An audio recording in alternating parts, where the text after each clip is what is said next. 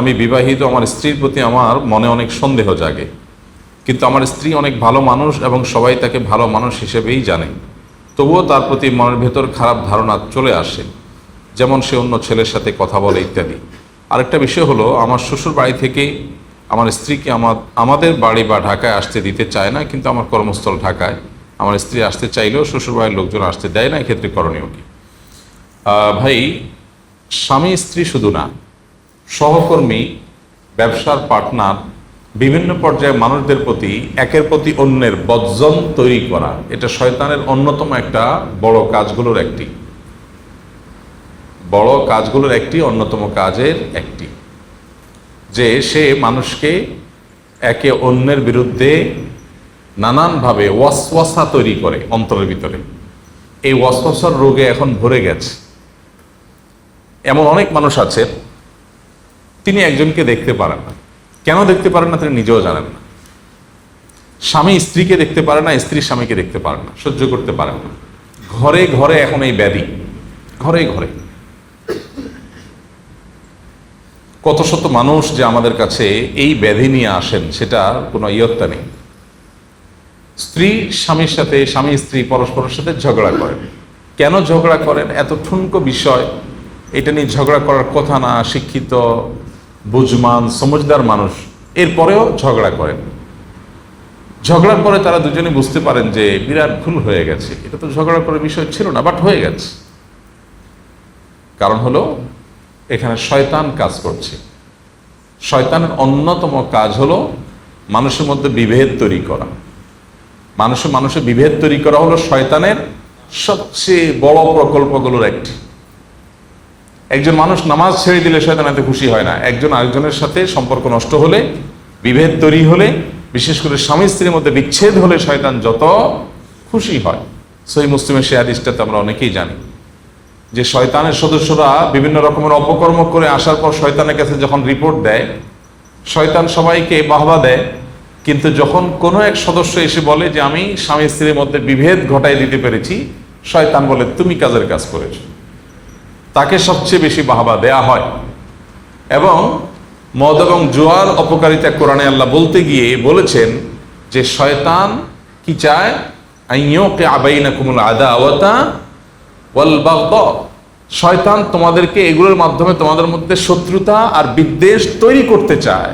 এটা শয়তানের প্রজেক্ট, এটা শয়তানের প্ল্যান। তাহলে এখন করণীয় কি? বিশেষ করে স্বামী স্ত্রী যিনি প্রশ্ন করেছেন, খুবই কমন একটি প্রশ্ন। অনেক স্বামীরাই বলেন যে আমার স্ত্রীর প্রতি আমার সন্দেহ। অনেক স্ত্রীরা বলে যে আমার স্বামীর প্রতি আমার সন্দেহ হয়, আমার স্বামী বোধহয় কোনো মেয়ের সাথে অবৈধ বা হারাম সম্পর্ক আছে। আসলে কোনো তথ্য, প্রমাণ, দলিল, আলামত, চিহ্ন কিছুই নেই, কিন্তু মনে হচ্ছে। এই যে মনে হচ্ছে, এই মনে হওয়ানোর কাজটা যে করে তার নাম কি? ইবলিস। কোরআন এবং হাদিস তাকালে আমরা দেখি শয়তানের মৌলিক সবচেয়ে বড় কাজগুলোর একটা এটা শয়তান করতে চায়। এই জন্য কোরআন খুললে আপনি দেখবেন বারবার মানুষকে আল্লাহ রাব্বুল আলামিন একে অন্যের প্রতি হোসনে জন করার জন্য, পরস্পরের প্রতি আপনার পজিটিভ চিন্তা ধারণা করবার জন্য আমাদেরকে আল্লাহ নির্দেশ দিয়েছেন। নবী সাল্লাল্লাহু আলাইহি ওয়াসাল্লাম সে নির্দেশ দিয়েছেন। এক জেহাদ থেকে ফিরে আসার পরে, সফর থেকে ফিরে আসার পরে সাহাবীরা এক ব্যক্তি যখন তাদেরকে সালাম দিয়েছে, তারা মনে করেছেন যে লোকটা অমুসলিম এবং সে শুধুমাত্র সালাম দিয়ে এখন মানে রণাঙ্গনে যুদ্ধরত অমুসলিমদের দলের একজন, কিন্তু সে এখন সালাম দিয়ে ভালো মানুষ সাজতে চাচ্ছে। যেহেতু শত্রু পক্ষের লোক মনে করে তারা তাকে শেষ করে দিয়েছে। নবী করিম সাল্লাল্লাহু আলাইহি সাল্লামের কাছে আসার পর নবীজি যখন ঘটনা শুনলেন, জানলেন, আল্লাহ ওহী নাজিল করলেন। নবীজি কি বলেছিলেন? হাল্লা শাকাক্তা কালবা।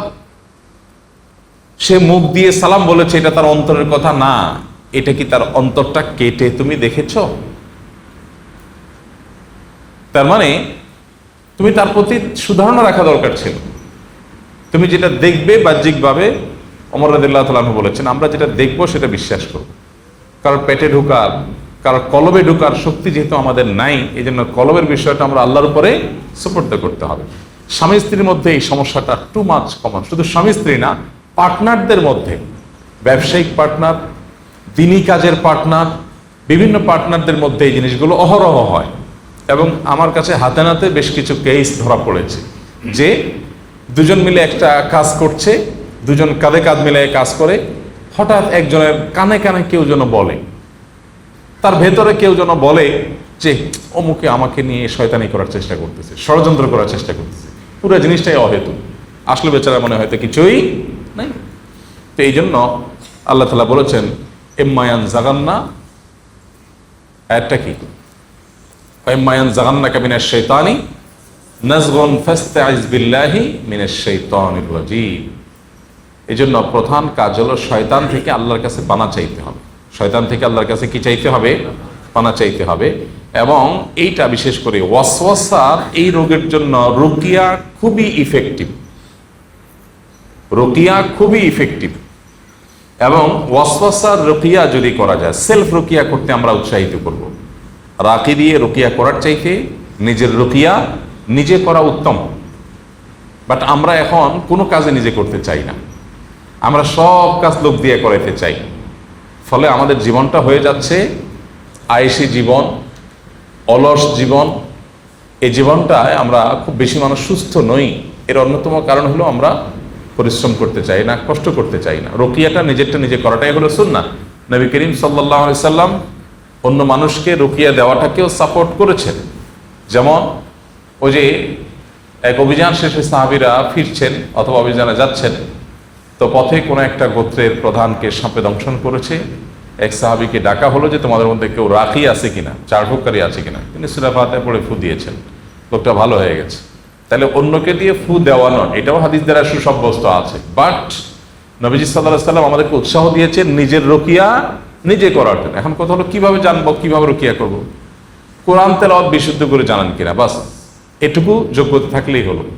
এরপরে ওয়াসওয়াসা হয়, আরেকজনের প্রতি মনে বাজে চিন্তা আসে, তাহলে আয়াতগুলো লিখে ফেলান কোন কোন আয়াতে ওয়াসওয়াসার রুকিয়া আছে, সে আয়াতগুলো তেলাওয়াত করেন। বাস রাকি আলাদা কোনো মন্ত্র জানে না যে রাকি পড়লে হবে, আপনি পড়লে হবে না, এটা ভুল ধারণা।